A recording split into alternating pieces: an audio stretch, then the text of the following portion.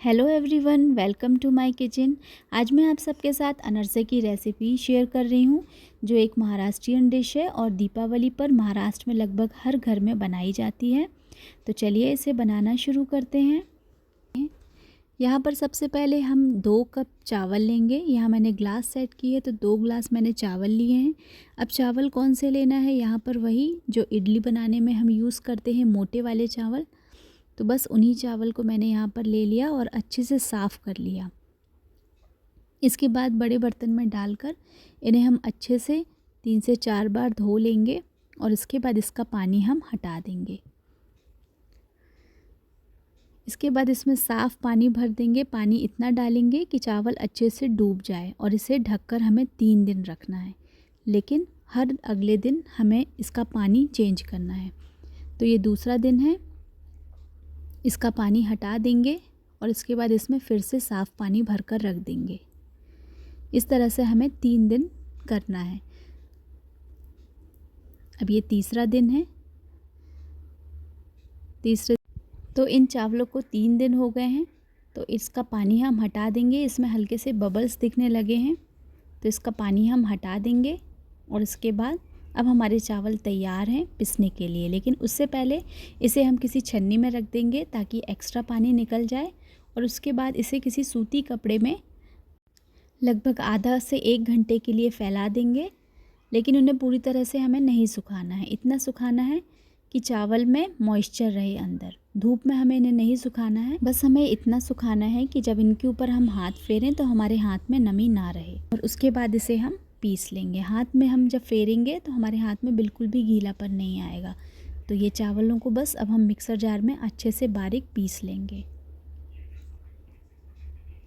बारीक पीसने के बाद इसे हम छन्नी से छान भी लेंगे ताकि कोई भी मोटा कण ना आए।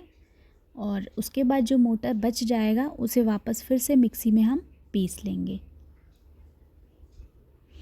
तो इस तरह से ये अभी थोड़ा सा मोटा चावल ये बच गया है। इसे जो बचे हुए चावल हैं उनके साथ हम पीसकर छान लेंगे। तो उसे मैंने छान लिया। लगभग 1 आध चम्मच के करीब ये चावल बच रहा है, तो इसे हम हटा देंगे। ये इडली वगैरह में काम आ जाएगा। तो ये हमारा चावल पिस के तैयार है। अब हम शक्कर पीसेंगे। अब शक्कर कितनी लेनी है, हमने 2 ग्लास चावल लिया था, तो हम यहाँ पर 3/4 ग्लास, 2 ग्लास यानी 1 ग्लास में 3/4 ग्लास शक्कर हम लेंगे।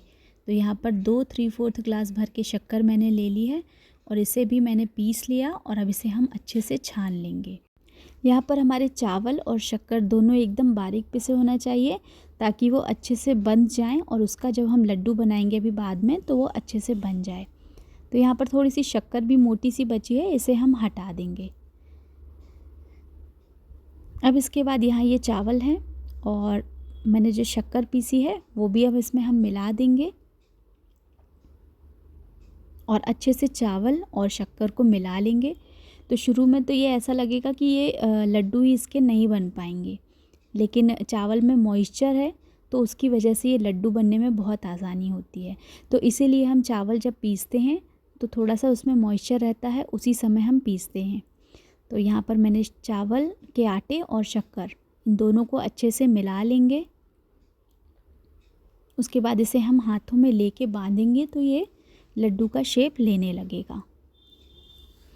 तो पहले हम अच्छे से मिला लेंगे कि ताकि चावल और शक्कर बिल्कुल अच्छे से मिल जाए आपस में। तो ये देखिए इस तरह से थोड़ी ही देर में इस तरह से इसका लड्डू सा बनने लगता है। तो बस इसके अब हम लड्डू बना लेंगे। यदि आपको मेरी रेसिपी पसंद आ रही हो तो प्लीज़ मेरे चैनल को लाइक कीजिए, शेयर कीजिए और सब्सक्राइब कीजिए। तो इस तरह से मैंने यहाँ पर सारे चावल के आटे और शक्कर के लड्डू बना लिए हैं यहाँ पर।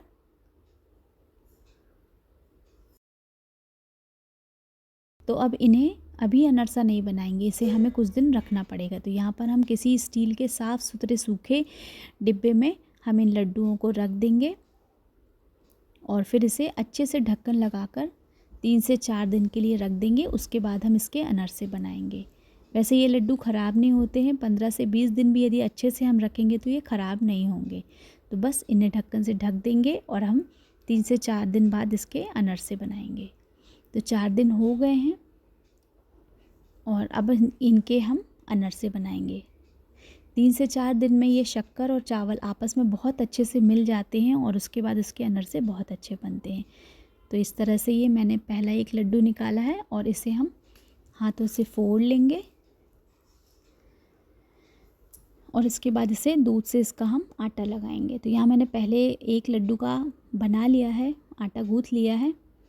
अब ये दूसरा वाला लड्डू ले रही हूँ और उसमें ये दूध से मिक्स करेंगे। तो शुरुआत में हम 1 चम्मच दूध डालेंगे और उसके बाद इसे अच्छे से मिलाएंगे। दूध यहाँ पर ठंडा और उबला हुआ है, इसमें शक्कर मिली हुई है, तो हमें दूध बहुत कम डालना पड़ेगा, नहीं तो हमारा जो आटा है वो गीला हो जाएगा। तो ये मैंने मिक्स कर लिया और इसका एक सख्त सा डो लगाकर हम तैयार कर लेंगे। गीला नहीं होना चाहिए, सख्त रहेगा तो वो हमें अनरसे बनाने में आसानी होती। तो ये इस तरह से कड़ा मैंने आटा गूँथ लिया और उसके बाद इसकी हम छोटी छोटी लोइयाँ काट लेंगे। थोड़ा सा स्टिकी रहता है तो हम हाथों में तेल लगा लेंगे। अब यहाँ पर मैंने एक पॉलीथीन ले ली है और उसमें इस लोई को रखकर हम बेल लेंगे, लेकिन उससे पहले उसमें हम थोड़ी सी खसखस लगा लेंगे। तो इस तरह से मैंने बेल लिया है, हाथों से ही मैंने बड़ा कर लिया। अब दूसरी लोई लेंगे और उसमें भी हम इस तरह से खसखस लगा लेंगे और उंगलियों से हम अच्छे से फैला लेंगे। हाथ से ही फैल जाता है, बहुत ही सॉफ्ट रहता है, तो आसानी से हम इसे फैला लेंगे। शेप आप अपने अकॉर्डिंग बड़ा छोटा कर सकते हैं। इसका आटा हमें सख्त ही लगाना चाहिए क्योंकि बाद में ये शक्कर के कारण थोड़ा सा लूज़ हो जाता है। इस तरह से मैंने इसे बना लिया। अब हम कढ़ाई में घी गर्म कर लेंगे और अनरसे को सेकते समय हम गैस की फ्लेम मीडियम टू हाई रखेंगे। आप चाहे तो लोई में थोड़ी सी खसखस लगाकर पॉलीथीन में रखकर ऊपर से पॉलीथीन से कवर करके और प्लेट से दबाकर उस तरह से भी हम गोल शेप दे सकते हैं। तो दोनों तरह से हम अनरसे बना सकते हैं। इस तरह से हाथ से उसका शेप सही कर लेंगे। तो इस तरह से प्लेट से दबाकर भी हम इस अनरसे को बना सकते हैं। तो बस मैंने अनरसे बना लिए, अब हम सेक लेते हैं इसे।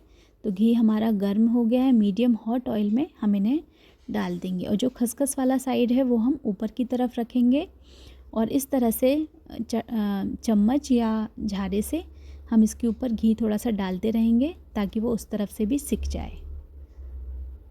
तो गोल्डन कलर आने तक हम इन्हें सेक लेंगे। तो ये दूसरा वाला भी मैं सेक देती हूँ।